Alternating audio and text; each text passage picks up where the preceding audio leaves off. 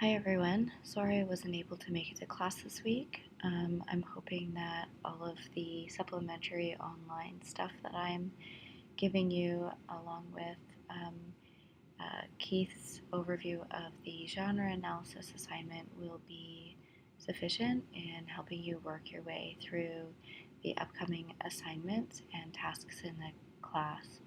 What I was going to focus on this week was helping you to find the story that will help you craft the pitch proposal, which is due on Friday.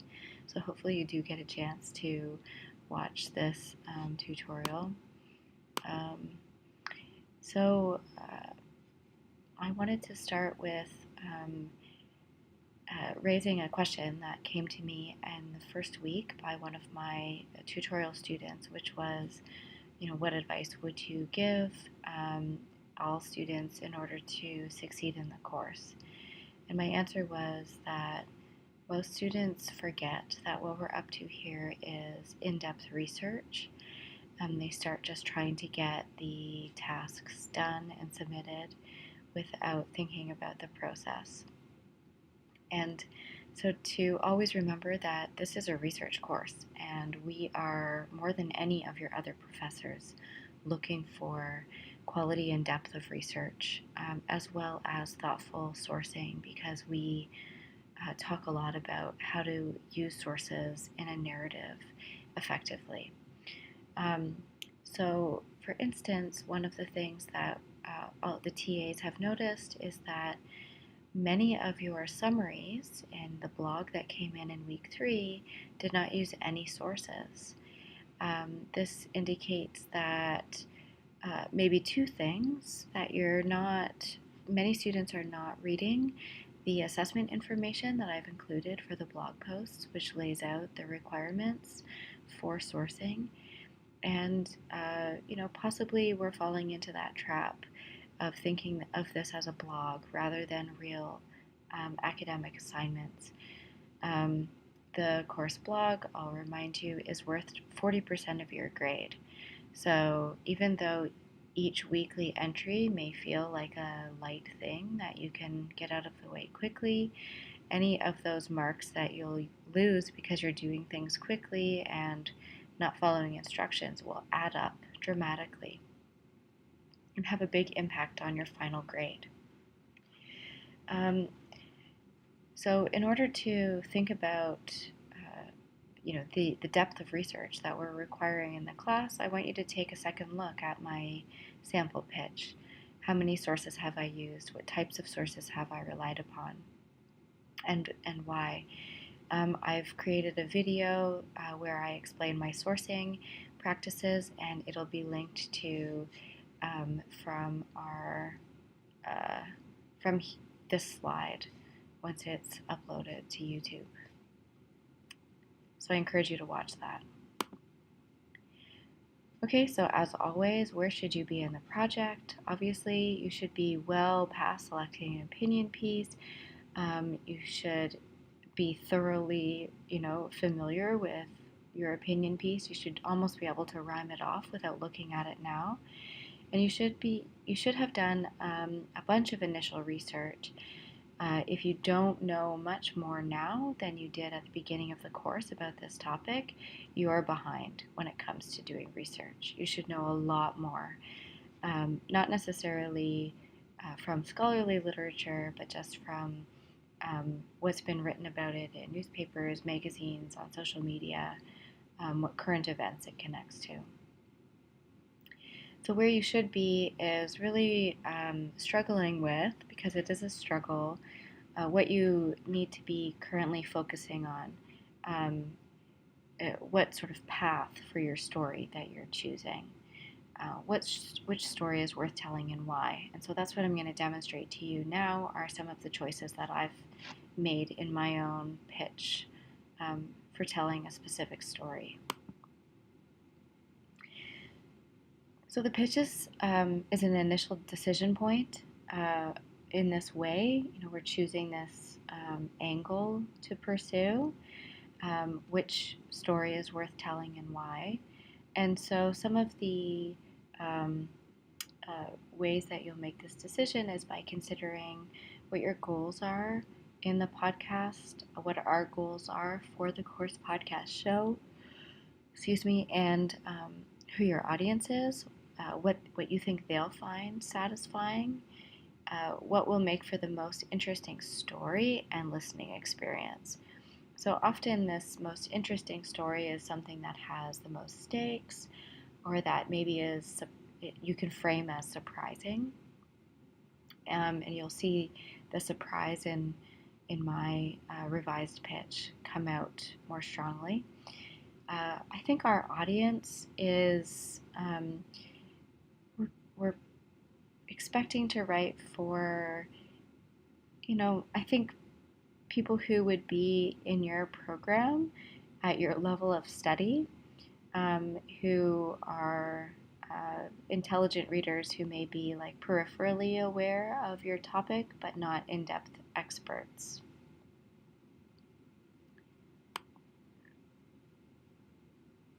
Okay, so one of the decisions that you need to make is your approach in your podcast episode in general, and that is whether you will cover a range of interrelated issues, sort of skipping from one to another and building a narrative that way, or whether you will go deep, having selected one or two issues. I have chosen the deep discussion strategy. I feel like that strategy allows for a more cohesive narrative that feels much more satisfactory at the end. But it's, these are free choices. So if you'd like to cover a range of interrelated issues with a modest amount of depth, you can.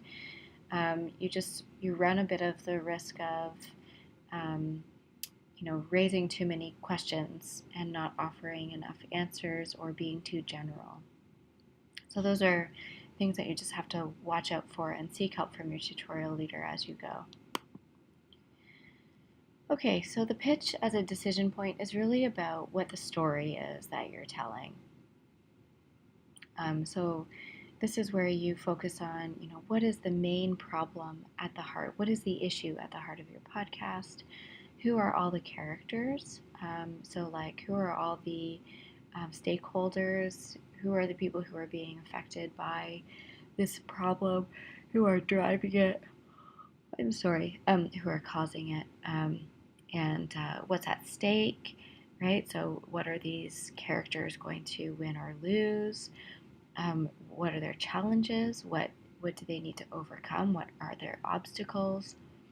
And then what potential resolutions are possible given, whatever criteria for success you've identified. You can see that how this is a story, right? This is all of the essential aspects of a good plot. If you were to just write all about your topic, you wouldn't have a story. You'd have like a Wikipedia article, which could be interesting, but rambling and without momentum or something that drives it forward, a reason for the reader to care, or listener, sorry.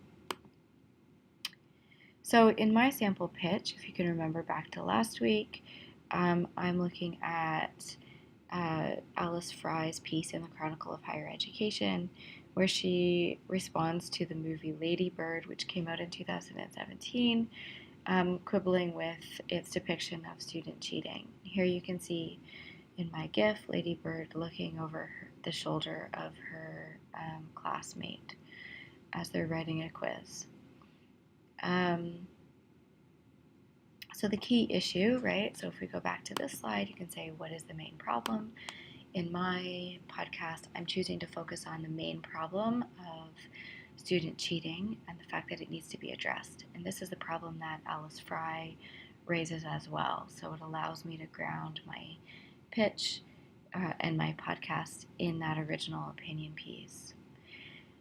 In order to figure out what the stakes are, we have to ask questions like, so what? Why does it matter? Who does it impact? and to, think about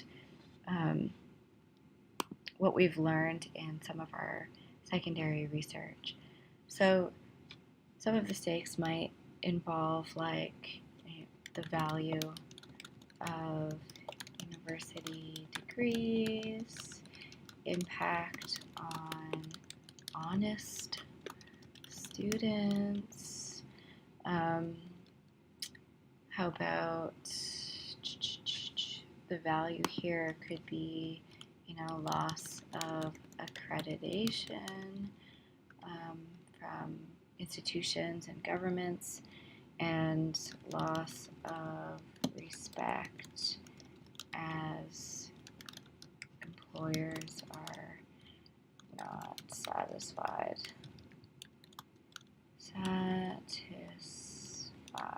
with graduates. There's an impact on honest students. Why does it matter? There's the false accusations and stress of being accused.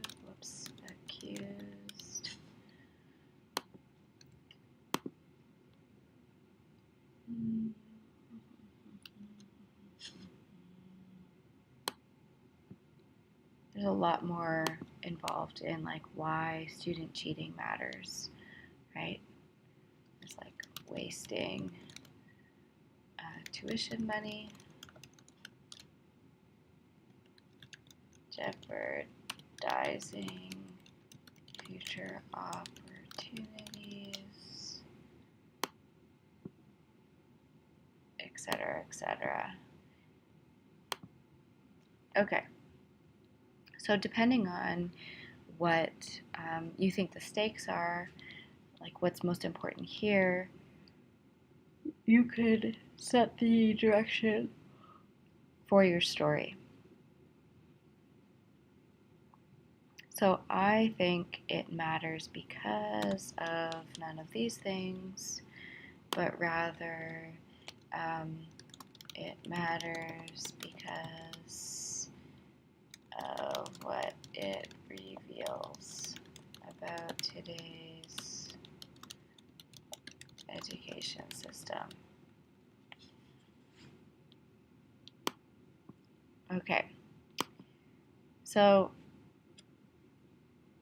a very useful exercise, and I'd encourage all of you to do this, perhaps in tutorial, is answer or fill out this the blanks in this sentence. My story is about X, and it's interesting because Y. So my story is about academia's cheating problem, and it's interesting because so many students get away with it. So if this is our so what or our stakes, the podcast focus would be how do they get away with it, and then how do we stop them? So I actually disagree with thinking about this. I think this is all we think about, and that's my rebuttal to Fry. So this is Fry's story, not mine. So trying to move towards my critique of the institution itself. So my story is about academia's cheating problem, and it's interesting because it's so widely and wildly misunderstood. So I think this works in part because it shows that I'm correcting the record, that there's a surprise here that makes for an intriguing podcast. Surprise is very important, but it's extremely vague. Like, what's understood about it and where are we going? So the sentence could become a part of my longer podcast episode, but I don't think it fits in the time constraint of my pitch. So we'll try again. My story is about academia's cheating problem, and it's interesting because our habit of blaming cheaters might make us feel triumphant, but it'll never solve the problem. So I think I'm getting close here.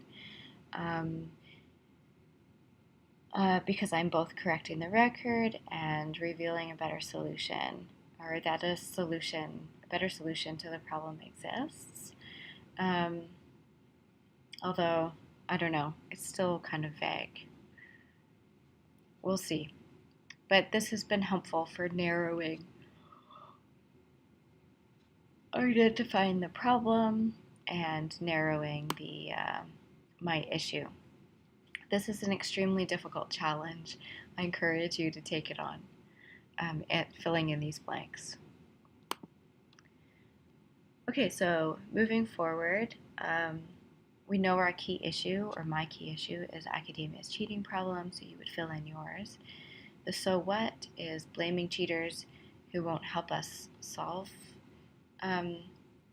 Blaming cheaters who won't help us solve the problem, and so it's a waste of time. Therefore, our central research question is, how can we solve the problem if we can no longer just rely on blaming cheaters and being vigilant and making them sign honor codes? So in order to answer this question, the how can we solve the problem, we have to do a whole bunch of secondary research. Now, I've already done that research in my my own scholarly pursuits. But some of the questions that are unresolved here is, how can we solve the problem? You want to look at, what else could be causing the problem, right? So this is what leads me to the institutional analysis. Why do instructors and administrators feel so offended by it, and can mitigating their feelings help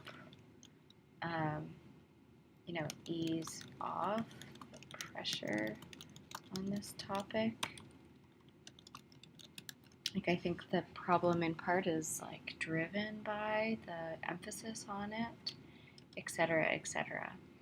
I also just want to point out that a thesis statement, so for your pitch, the thesis statement will be sort of your key insight or central conclusion. And it may come at the beginning or at the end. We'll talk about that next week when we really talk about the genre analysis.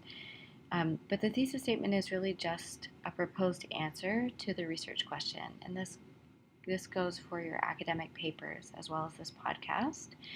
And so it's always useful to articulate a central research question, right? So if we know that our research question is, how can we solve the problem?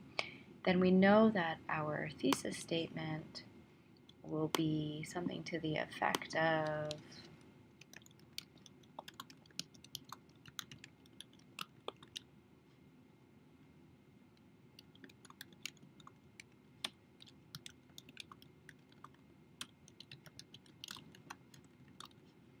filling in the blank. Research indicates that while the problem isn't helped by this, it is potentially helped by these other things. So it's a little trick to writing thesis statements. Okay, so Alice Fry creates a narrative when she answers this question. She says, her answer to how can we solve the problem is by looking at the student cheater and their responsibility for the entire problem, right? They're responsible for the creation of policy. They're responsible for pissing off their instructors and administrators. They're responsible for, defrauding honest students and devaluing their experience, devaluing degree programs. When they apply for graduate school and then they get in and then it turns out that they can't do anything, the student cheater is responsible for reducing the opinion of that student's program, etc., and etc. So Fry tells the story this way by positioning the student cheater at the heart of everything, right? The root cause. And so her conclusion is, therefore, the student cheater must be stopped. That's her perspective. That's the story she's telling. The story I think that I'm setting out to tell, because I'm still at the pitch, so I don't have a final answer, but I do have, a tentative proposal that I'm pitching, I'm throwing out there. It may change entirely. Is that the student cheater is a part of the problem, but they're kind of in the mess of it. That it's actually the structure of the degree program, the administration, the policies, the structure of the system itself that is capturing the student and their instructor within a bigger problem, right? And that all of the consequences for these people up here are resulting from a problem that goes deeper than just the student cheater. The student cheater is caught up in something that they can't escape or control. Therefore, my conclusion might be, right, my thesis statement might be that structural changes need to be made. So what should those structural changes be and why? You can see here that the characters, right, if we go back to this slide, when I said, what is the story you're telling? And I asked, who are the characters? And you thought, what do you mean characters? I'm doing something nonfiction. All stories have characters. And so some of the characters in mine are definitely the student cheater, but also the instructor who reacts, admissions committees who are, evaluating student work and then seeing who they are in reality once they get to the campus, policymakers who are reacting to and trying to circumscribe the behavior of the cheater, other students around the student cheater who are impacted indirectly, etc., etc. These are all characters who are impacted, who have feelings, and who have some sort of power or agency within the system, within the story. So they're characters. So I have revised my pitch based on your feedback from last week, as well as this exercise, in particular this exercise, thinking about what my story is about and why it's interesting, and how that answer to why it's interesting could be a number of different things, but that I'm choosing one thing in particular to narrow, to zoom in on. So I've revised my pitch in light of that process, as well as your feedback on my recording last week in lecture. So you said these things to me, and that was constructive and very useful. And so what I've done is re-recorded my pitch and given you access to a transcript. I would like your feedback again, so I'm going to make my transcript comment-onable within Google Docs, so you'll be able to add a comment and give me some feedback. I hope that you do listen and look at it again, because I think that it is much improved. It's shorter.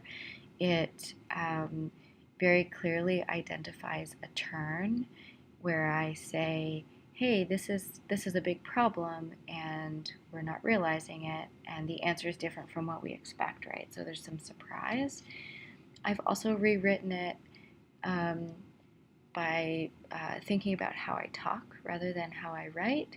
So I've tried to make it much more conversational, which has helped me to add some life into my voice in the recording. So I hope that you'll go and listen and read along and give me some comments.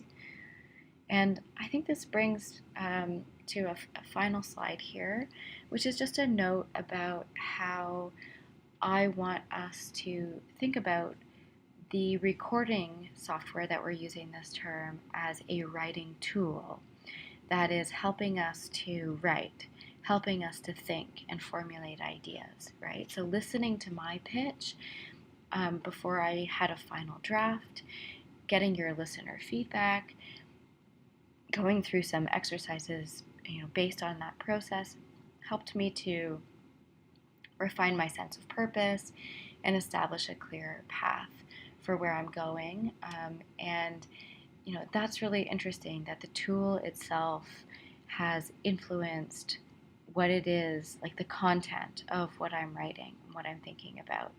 And, so I want you to experiment this term with the recording software to help you write differently or write better, to use the recording software to enhance your writing.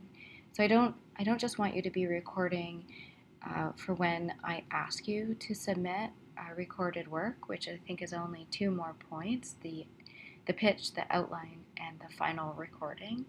I want you to try recording little segments throughout and listening to them back and thinking about how it's working and how it's advancing, how the story is advancing. Play it for a friend or appear in the class and get their listener feedback, and really engage with the tool as a technology of your thinking in the term. Okay, thank you very much, and I hope very much to see you all next week.